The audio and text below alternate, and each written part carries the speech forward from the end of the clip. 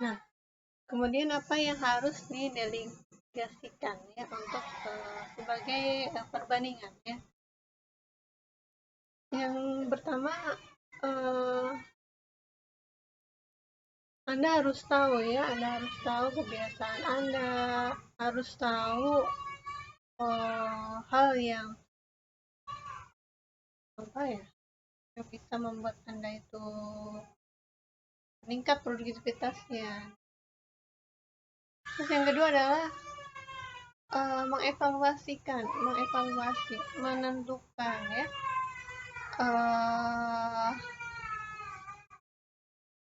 nilai dari waktu Anda ya. Jadi waktu Anda itu bernilai untuk apa ya? Apakah untuk mencari order, atau untuk melobi, atau untuk hal-hal yang positif, atau bahkan atau juga Anda malah justru untuk kegiatan yang bersifat misalkan apa ya, yang bersifat pribadi dan sebagainya ya, jangan sampai seperti itu. Nah, kemudian ada mengkategorikan kebutuhan ya, secara jangka pendeknya seperti apa dan jangka panjangnya seperti apa.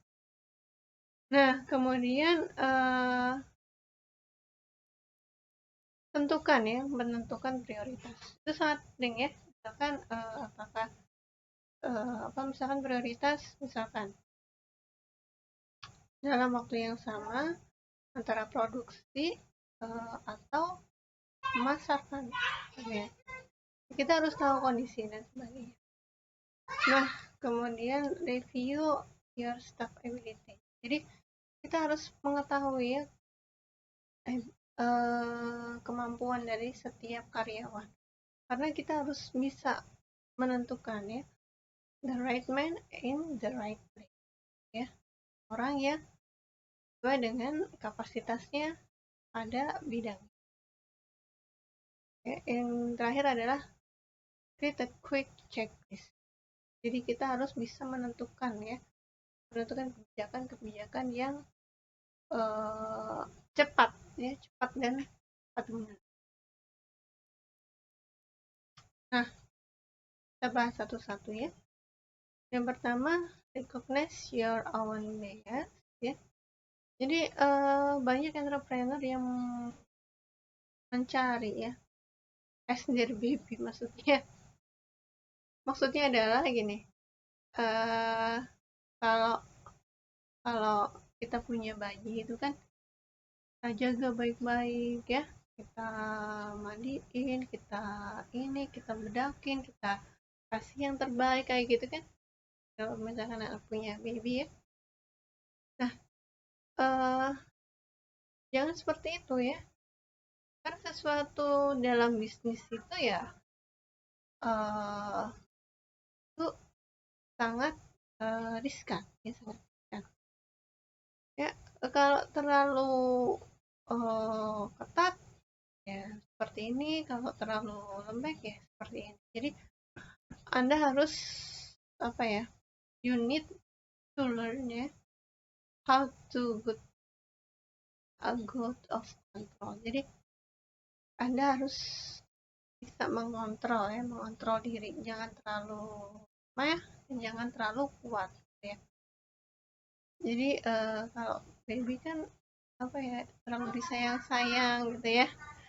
Nah, jadi kalau misalkan dalam suatu bisnis jangan terlalu ini ya, jangan terlalu kuat atau jangan terlalu.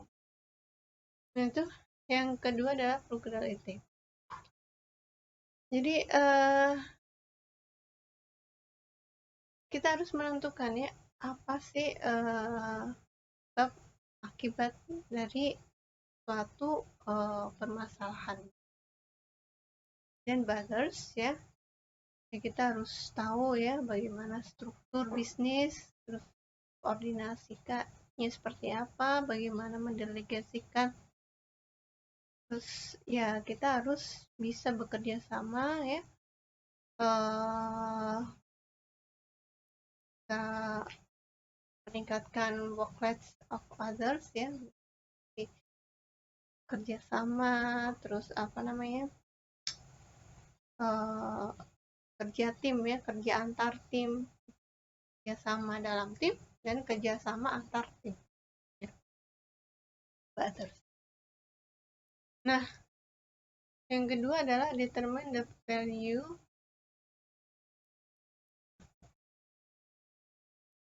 your time ya. Jadi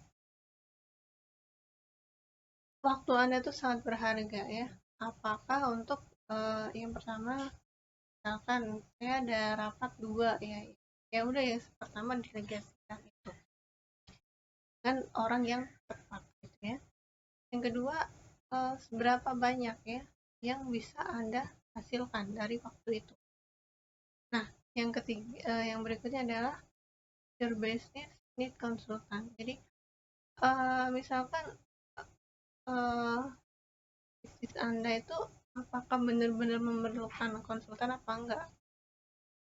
Itu jangan kapan mau meningkatkan kapasitas ya Anda mungkin butuh satu konsultan, atau misalkan Anda ingin membuat suatu peternakan besar gitu ya, butuh konsultan. Karena untuk apa? Untuk memastikan ya bagaimana risiko dan profit yang akan didapat. Okay. Yang keempat adalah kamu dapat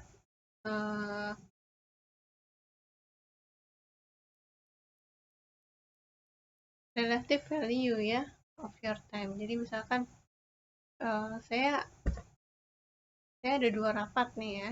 Yang pertama saya delegasikan ke si A ya. Rapat kedua saya sendiri.